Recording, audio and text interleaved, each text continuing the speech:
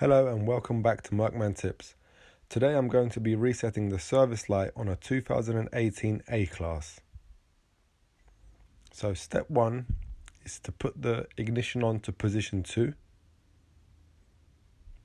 Once the ignition is on, we press this return button to make sure that it's on the trip menu.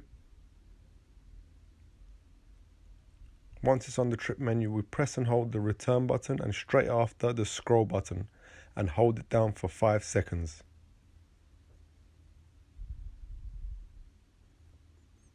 Once that's done, we press the return button and scroll left to find the workshop menu. Once we've selected the workshop menu, we scroll down to Assist Plus.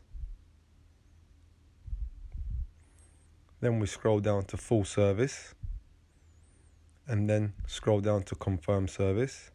Choose the oil grade that was used, confirm the oil grade,